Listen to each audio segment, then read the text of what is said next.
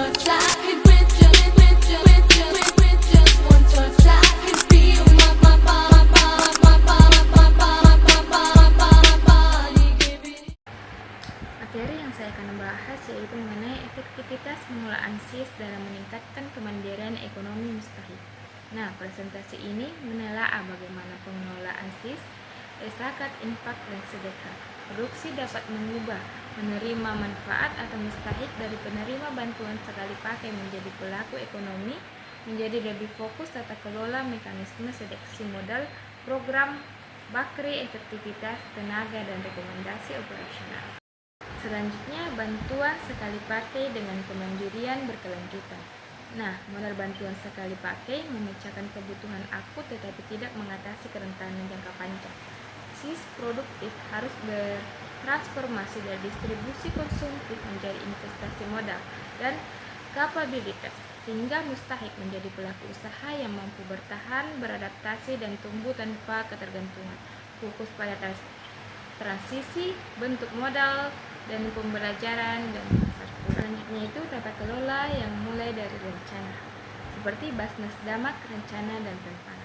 Ada penjadwalan kerja dan perencanaan, namun eksekusi dapat melambat karena keterbatasan aliran dana dan prioritas program perlu sinkronisasi anggaran. Selanjutnya itu perencanaan terstruktur. Nah, rapat rutin, sosialisasi, menyusun rapat tahunan serta jadwal pendistribusian diatur sejak awal tahun untuk memastikan penyaluran efektivitas diawali seleksi yang tepat. Nah, seleksi berbasis survei lapangan memastikan bantuan tetap tepat sasaran, langkah inti identifikasi kebutuhan, verifikasi kepastian calon penerima, dan penetapan kriteria yang mengutamakan calon usaha berkelanjutan. Nah, seleksi mengurangi kebocoran dan meningkatkan peluang keberhasilan usaha produksi.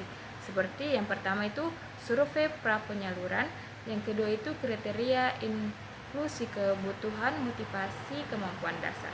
Yang ketiga itu penilaian potensi usaha dan risiko, yaitu SIS produksi sebagai modal dan kapabilitas. Nah, program efektivitas atau efektif menggabungkan dukungan modal dengan peningkatan kapabilitas, pelatihan teknik, literasi keuangan, dan pengembangan usaha. Contohnya Lisismo Purbalingga, memberikan modal usaha, pelatihan, keterampilan, dan pendampingan berkelanjutan. Hasilnya capai pendapatan naik dan ketergantungan terhadap bentuk menurun.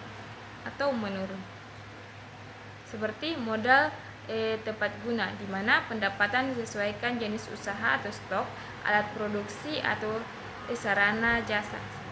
Yang kedua itu pelatihan dan literasi, di mana terdapat manajemen yang sederhana, pembukuan dasar, pemasaran lokal, dan perencanaan usaha. Yang ketiga itu pendampingan, di mana bimbingan berkala, membantu adaptasi, solving masalah, dan step up usaha. Selanjutnya itu bukti ritme pengelolaan, pelatihan, dan monitoring dan kontrol.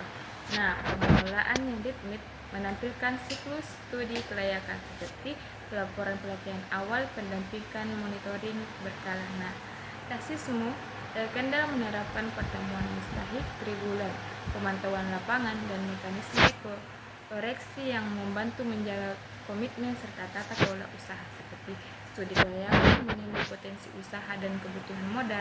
Yang kedua, pelatihan dan pendampingan, transfer keterampilan praktis dan manajerial. Yang ketiga itu monitoring dan lapangan, di mana evaluasi kinerja usaha dan perbaikan berkelanjutan.